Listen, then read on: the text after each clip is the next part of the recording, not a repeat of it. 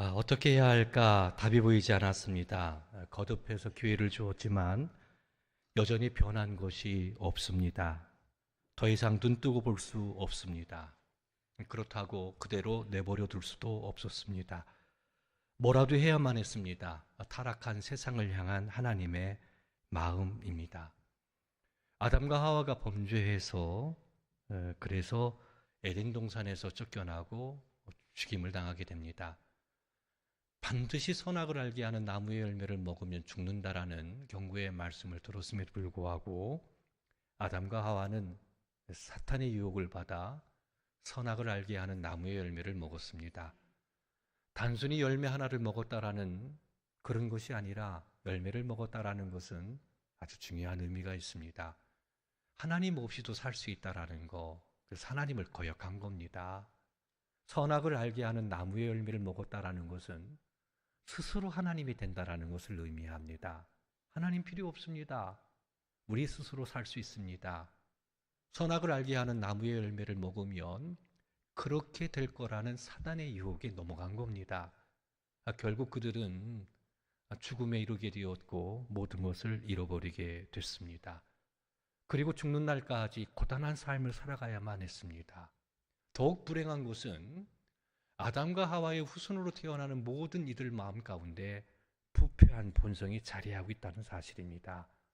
그래서 아담과 하와가 범죄한 이후 형이 동생을 죽입니다. 사람이 사람을 사냥합니다. 사람을 사냥하는 세상이 돼버리고 만 겁니다.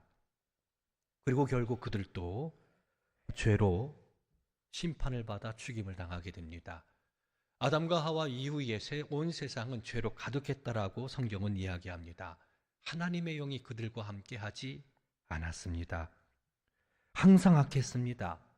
악한 세상을 보며, 완전히 타락한 세상을 보며 하나님께서 근심을 했습니다. 그리고 한탄했습니다. 그리고 쓸어버리겠다라고 이야기합니다. 왜 쓸어버리겠다고 이야기하셨느냐? 부패되어 있기 때문에. 썩은 내가 진동을 해서 도저히 견딜 수가 없는 겁니다. 그래서 쓸어버리겠다라고 이야기합니다. 하나님의 심판에 문제가 있는 건 아닙니다.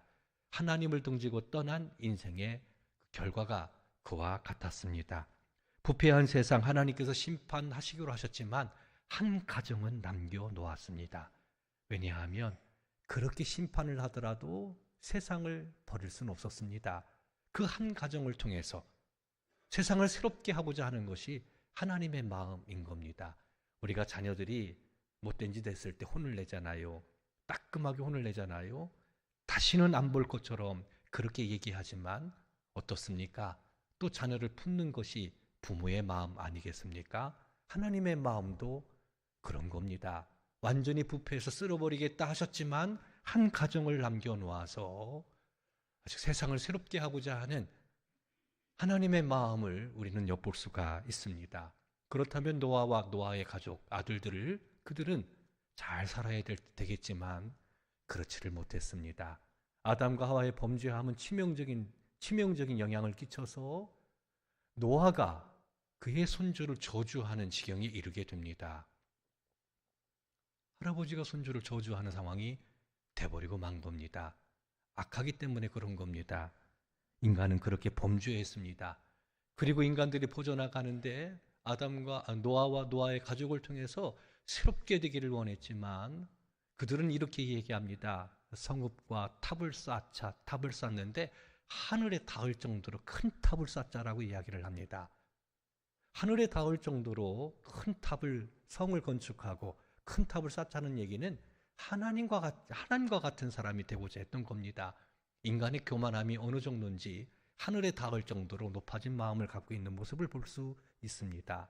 아담과 하와가 스스로 하나님처럼 되려고 선악을 알게 하는 나무의 열매를 먹었잖아요. 바벨탑을 쌓는 목적은 하늘 끝까지 닿으려고 바벨탑을 쌓았던 것을 볼 수 있습니다. 똑같이 하나님 없이 살아갈 수 있는 인간임을 그렇게 나타내고 보여주려고 했던 것들을 볼 수 있습니다. 성읍과 탑을 쌓으면서 그들은 이야기합니다. 야, 우리 흩어짐을 면하자. 그리고 우리의 이름을 내자라고 이야기합니다. 흩어짐을 면하고 우리의 이름을 내자. 이것은 정면으로 하나님의 말씀을 거역한 겁니다. 생육하고 번성하라, 땅에 충만하라. 이게 하나님의 뜻입니다. 하나님의 말씀은 땅에 충만한 겁니다. 생육하고 번성해서 땅에 흩어져서 충만한 것이 하나님의 뜻인데, 그들은 성읍과 탑을 하늘 꼭대기까지 닿도록 쌓아놓고, 그리고 흩어지지 말자. 그리고 이렇게 말합니다. 우리의 이름을 내자. 우리의 이름을 내자. 예수 그리스도를 믿는 이들의 공통적인 믿음의 고백이 뭡니까? 하나님께 영광을 돌리는 것 아니겠습니까? 주님의 이름만이 높여지는 것 아니겠습니까? 그것이 겸손한 거고, 그것이 주님을 경외하는 것 아니겠습니까? 우리의 이름을 내자라는 말의 뜻은 뭡니까? 자기가 드러나는 겁니다. 교만함의 끝을 우리가 볼 수가 있습니다. 그 결과 언어가 혼잡됩니다. 그래 하나님께서 억지로 다 흩어버리셨습니다. 당시 세상은 하나님을 찾는 사람이 단 한 사람도 없었습니다. 다 치우쳐 악을 행했습니다. 아담과 하와의 범죄, 노아 시대 때의 범죄함, 그리고 바벨탑 사건 이후에 모든 사람들은 하나님을 떠났습니다. 하나님을 인정하지 않았습니다. 그런 세상이 돼버리고 말았습니다. 누가복음 15장에 나오는 아버지 품을 떠난 인생의 모습은 비참합니다. 둘째 아들의 모습은 인생의 모습을 가리키는데, 아버지를 떠난 인생의 모습이 바로 하나님을 떠난 인간의 모습이다라고 이야기할 수 있습니다. 허랑방탕하지만 어떻습니까? 결국 망해버리고 맙니다. 살아가는 목적은 먹고 마시는 데 있습니다. 좀 더 맛있는 것을 먹고 좀 더 즐거운 것을 즐기고자 하는 것, 이것이 그들이 살아가는 삶의 목적이었던 걸 볼 수 있습니다. 순간의 쾌락을 위해서 죄를 짓는 것은 아무렇지도 않게 생각을 합니다. 그냥 순간의 쾌락을 쫓아 살아가는 그런 세상이 돼버리고 만 겁니다. 인간의 범죄함, 하나님을 등지고 한 사람도 예수 믿지 않는 세상은 어떤 세상이냐?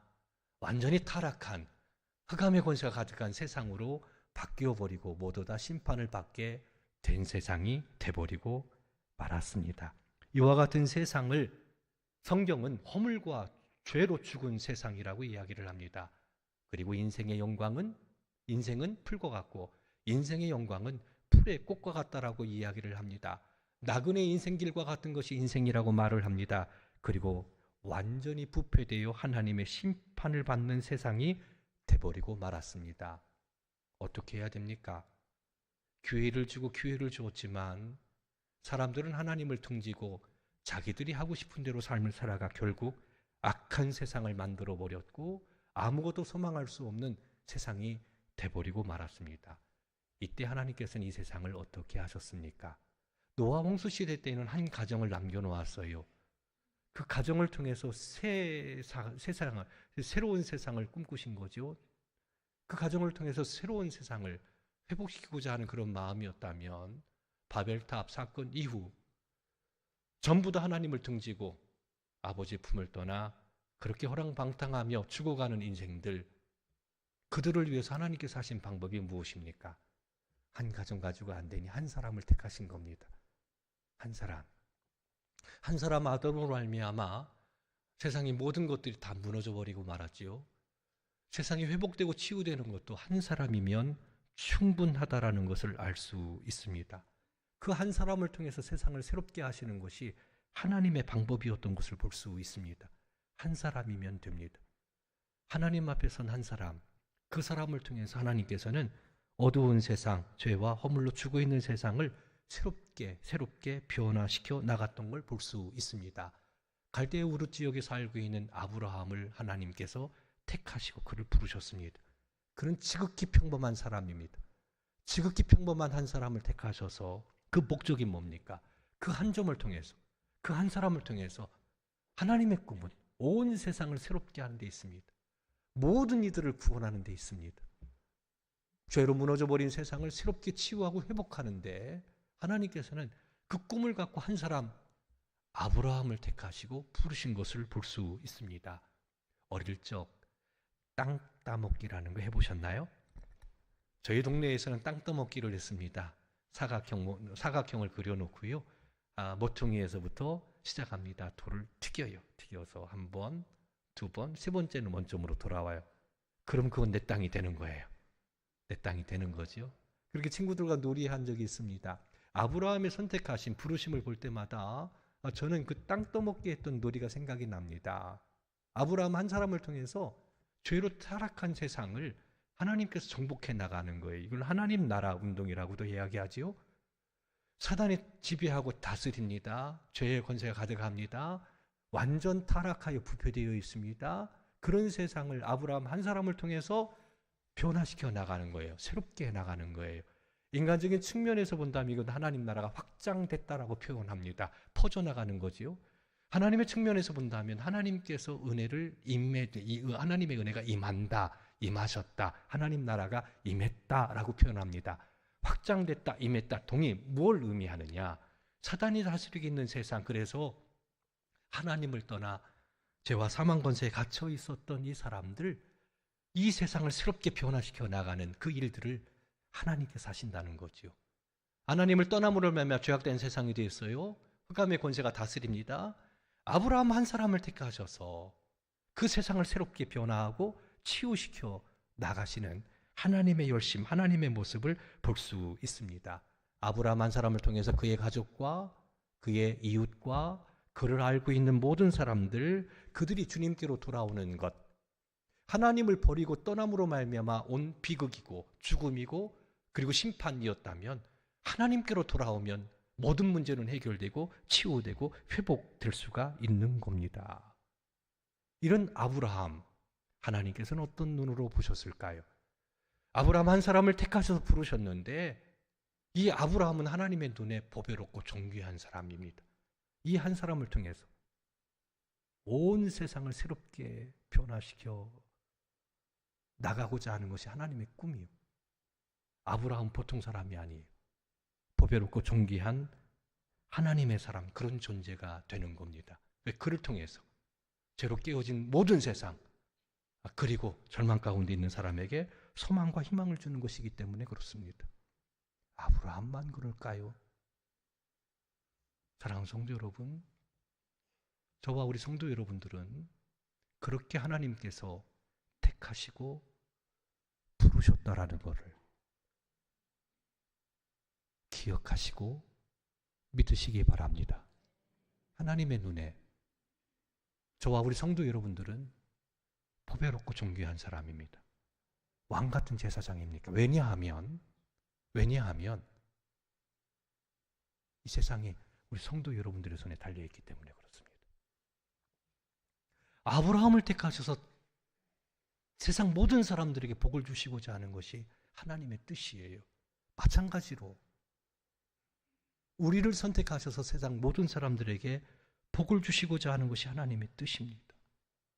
아브라함은 아브라함이니까 그렇게 생각하시는 성도 여러분이 계시다면 그렇지 않습니다. 예수 그리스도를 믿는 이들은 하나님의 자녀가 되는데 예수 그리스도를 통해서 구원받았지요. 그 은혜 가운데 우리 거하지요. 뿐만 아니라 하나님께서 그 예수 그리스도 안에서 구원받은 우리들을 통해서 세상을 복되게 하시고자 하는, 세상에 복을 주시고자 하는, 아브라함을 통해서 온 세상 사람들이 복을 누리게 하는 것처럼 우리를 택하셔서 그 위대한 일들을 이루신다라고 말씀을 하고 있기 때문에 그래요. 보통 사람들이 아니라는 겁니다. 아브라함을 선택하신 다음에 하나님께서 이렇게 말씀하십니다. 따라합시다. 너는 복이 될지라. 바꿔 이야기합니다. 따라합시다. 나는 예수 안에서 복이 되었다.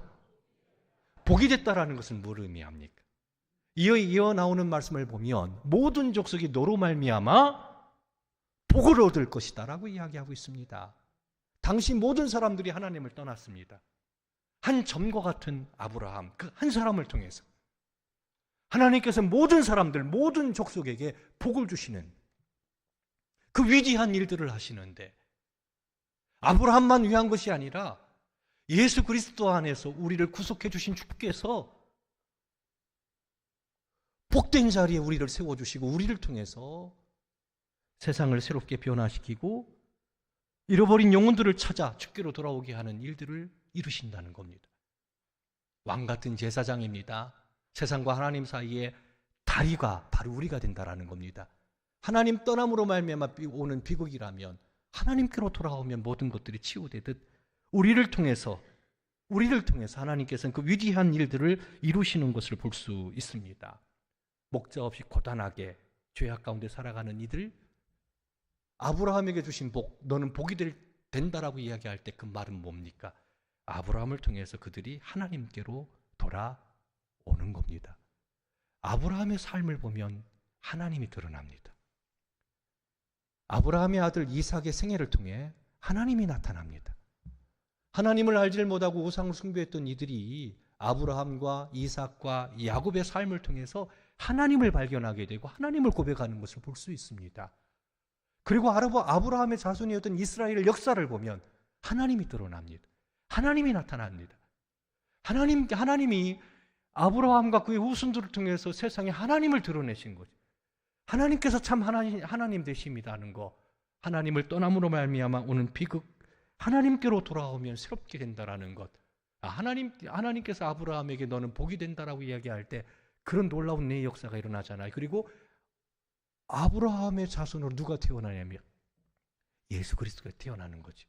그것을 보면 복이 된다라는 말의 의미가 뭔지 우리는 분명히 알 수가 있습니다. 너는 복이 된다라고 얘기할 때 도대체 아브라함이 어떻게 복이 될 수 있느냐? 모든 족속이 너로 말미암아 복을 얻을 것이라고 얘기했는데 그 복이 뭐냐라고 얘기할 때 그 생애를 보면 알 수 있어요.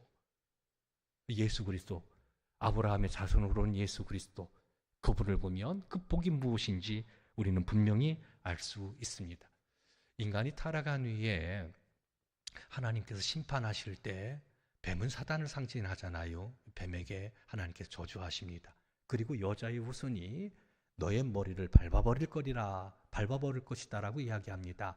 그 여자의 후손으로 오신 분이 예수님입니다. 예수님은 동정녀, 남자를 알지 못하는 여인에게서 태어난 거예요.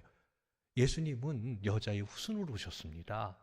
그 여자의 후손이 오셔서 어떤 일을 하셨습니까?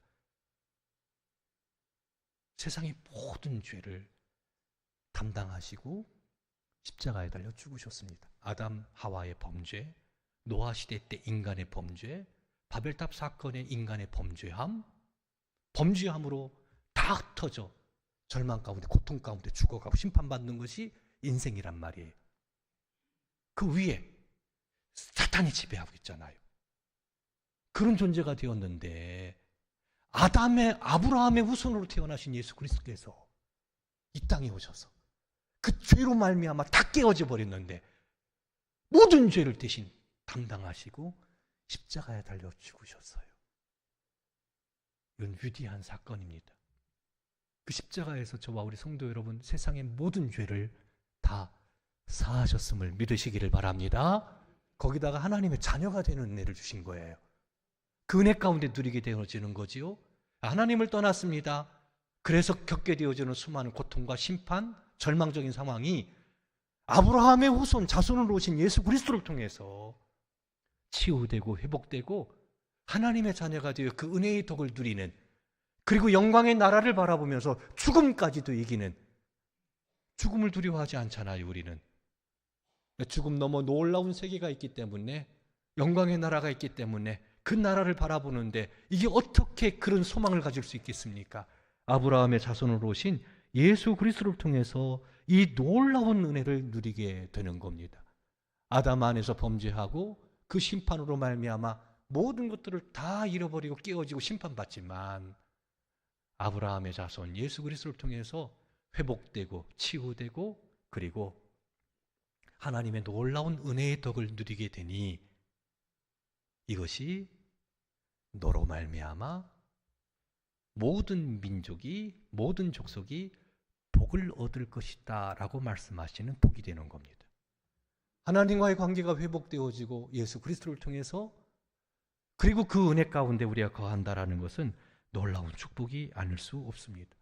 창세기 12장 2절을 보면 내가 너로 큰 민족을 이루고 내게 복을 주어 네 이름을 창대하게 하리니 너는 복이 될지라.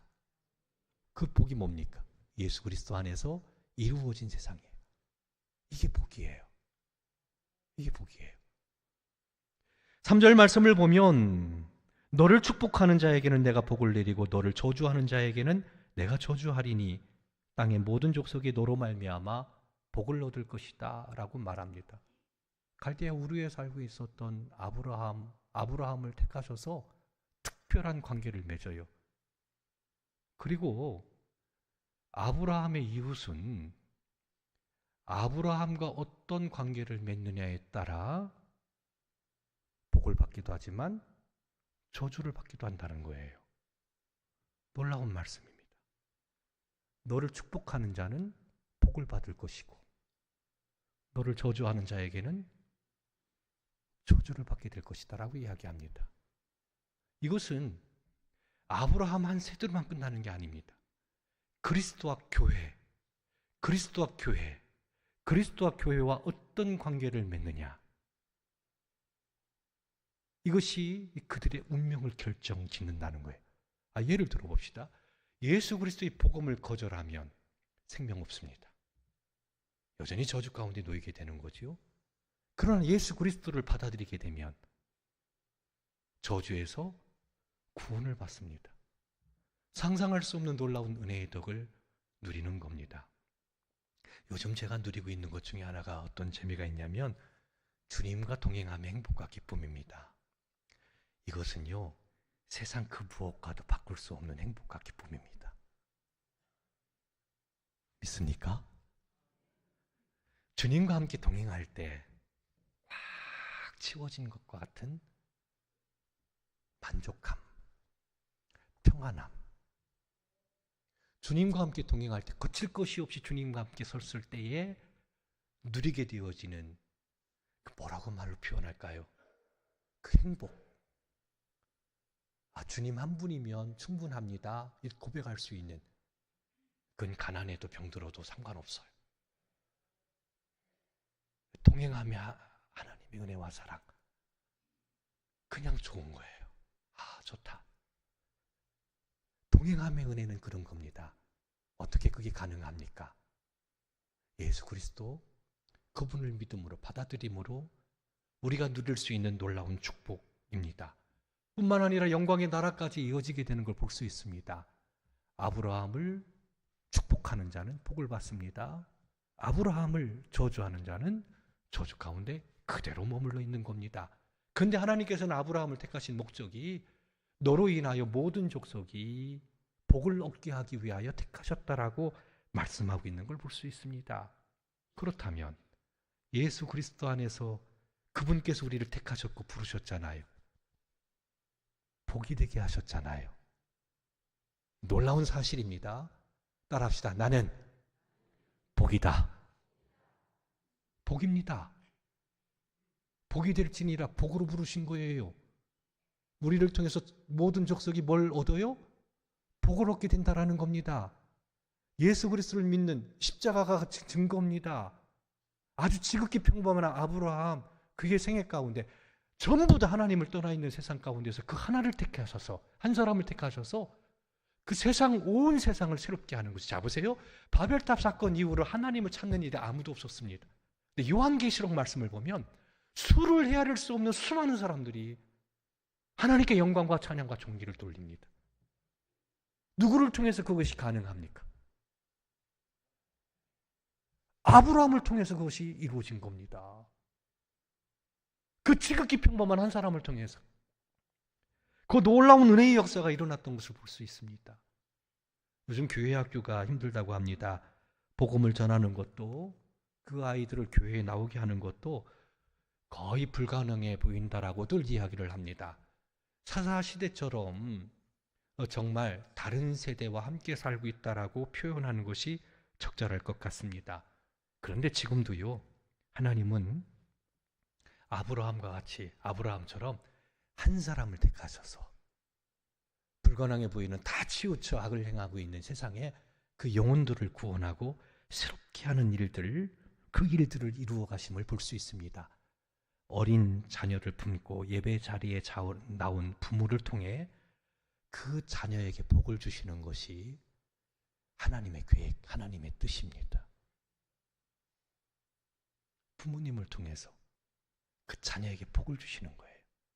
아브라함을 통해서 모든 족속에게 복을 주시는 것처럼 예배를 드릴 때 낯선 어린 아이가 선생님과 함께 예배를 드립니다. 그 아이는 선생님을 통해 하나님을 알게 되고 그리스도께서 하신 일들을 발견하게 되고 구원의 복음을 듣게 되며 구원함에 이르게 됩니다. 하나님을 떠났던 아이가 선생님을 통해서 하나님 품으로 돌아와 하나님 안에 있는 부유한 은혜, 제가 말씀드렸듯이 꽉 채워지는 만족스러운 삶, 하나님이 주시는 놀라움, 그리고 죽음 넘어오는 놀라운 세계. 그렇다면 그 아이는 선생님을 통해 복을 받은 것입니다. 사랑하는 성도 여러분, 예수 그리스도 안에서 우리를 주님께서 부르셨어요. 목적이 있습니다. 너는 복이 될지라. 따라합시다. 모든 민족이 나로 인하여 복을 얻으리라. 그래서 하나님의 눈에 우리 성도 여러분들은요, 보배롭고 존귀합니다. 왕 같은 제사장이 되는 겁니다. 아이 목사님, 난 나이 많아 늙었어요. 몸이 병들고 아파요. 장애를 갖고 살고 있어요. 내가 뭐 어떤 선한 일을 할 수 있겠습니까? 그렇지 않습니다. 하나님의 택하심에는 후회함이 없다라고 우리는 늘 그렇게 고백하잖아요. 주님이 택하셔서 우리를 불러주신 거예요. 목적이 분명합니다. 복이 되게 하기 위함이에요. 모든 족속이 너로 복을 얻게 하기 위하여 우리를 택하여 부르셨다라는 거 기억하시기를 주의 이름으로 축원합니다. 그럼 어떻게 그와 같은 역사가 일어납니까? 지금 있는 자리, 하고 있는 일을 통해서 지금 곁에 있는 사람에게 주의 말씀을 따라 대하고 사랑으로 섬길 때 거기에 하나님의 은혜가 임합니다. 하나님의 능력이 임합니다. 치유되고 회복되고 가정이 바뀌고 일터가 새로워지고 놀라운 은혜의 역사가 일어남을 믿으시기를 바랍니다. 자, 아브라함을 지극히 평범한 아브라함을 부르셨어요.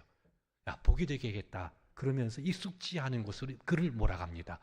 고향 친척 아버지 집 떠나라. 75세라면 오늘날 나이로 환산을 한다면 중년의 나이예요. 중년의 나이에 익숙했던 모든 것들을 떠나가야만 했습니다. 그런데 모든 족속에게 복을 주기 위해서는, 아브라함이 복이 되기 위해서는 말씀을 따라가야 됩니다. 말씀을 따라가지 않으면 안 되는 거지요. 즉 다시 말해서 모든 민족이 너로 말미암아 복을 얻을 것이다. 놀라운 위대한 삶의 자리에 우리를 초청하시고 그 길로 이끌고 나갈 때 우리들은 주의 말씀을 마음에 품고 그 말씀을 따르는 그런 책임 있는 삶이 필요하다라는 겁니다. 주님께서 무슨 말씀을 하시든 그 말씀을 따라 나가는 겁니다. 힘들지 않습니다. 성령님께서 도우십니다. 그 길은 생명의 길입니다. 그 길은 가정을 살리는 길입니다. 자녀를 위해서 뭐든 할 수 있잖아요. 그렇지 않습니까? 성역 공부하는데 어떤 권사님 그런 얘기 하더라고요. 제가 깜짝 놀랐어요. 자기는 시집간 자녀를 위해서 목숨 내놓을 수 있다는 거예요. 뭔들 못하겠다라는 얘기예요. 할 수 있다라는 겁니다. 자녀 잘 되기 원하지요. 가정이 새롭게 되기를 원하지요. 이 땅이 새롭게 변화되고 일터가 새롭게 되기를 원하지요. 할 수 있습니다. 왜? 우리는 복이니까. 어떻게 가능합니까? 주의 말씀을 따를 때. 익숙하지 않습니다. 서먹서먹거릴 겁니다. 받아들이기 어려운 것도 있을 겁니다. 그러나 주님께서 말씀하셨기 때문에 그 말씀의 빛을 따라 나가게 될 때 모든 족속이 복을 얻게 되는 위대한 하나님의 역사가 일어난다는 사실입니다. 아브라함 한 사람을 통해서 그가 하나님의 말씀을 따를 때에 다 치우쳐 하나님을 등지고 고단한 삶을 살아가는, 그리고 결국 멸망받는 자리에 설 수밖에 없었던 그들에게 놀라운 은혜의 역사가 일어났던 것을 볼 수 있습니다. 사랑하는 성도 여러분, 여러분은 하나님께서 택하시고 부르신 세상의 복으로 부르심을 받은 사람입니다. 여러분을 통해서 하나님은 모든 족속, 모든 사람을 축복하기를, 복주시기를 원하시고 그 일을 이루어 나가시는 분입니다. 가정 새롭게 될 수 있습니다. 일터 새롭게 될 수 있습니다. 주님의 도우심을 믿고 아브라함처럼 4절 말씀을 보면 아브라함이 말씀을 따라갔다라고 표현하고 있습니다. 말씀을 따라갔던 것처럼 말씀을 따라가게 나가게 될 때 사랑하는 성도 여러분, 변화되고 치유되고 복된 가정, 복된 사회, 복된 일터가 될 수 있다라는 거, 그렇게 하나님 나라가 이 땅에 임한다라는 거, 하나님 나라는 겨자씨처럼 임하는 거잖아요. 나를 통해서 그 위대한 일들이 일어난다라는 거 기억하시고 그 거룩한 길을 걸어가는 세상에 복이 되는 우리 성도 여러분들 되기를 주님의 이름으로 축원합니다. 이 시간 우리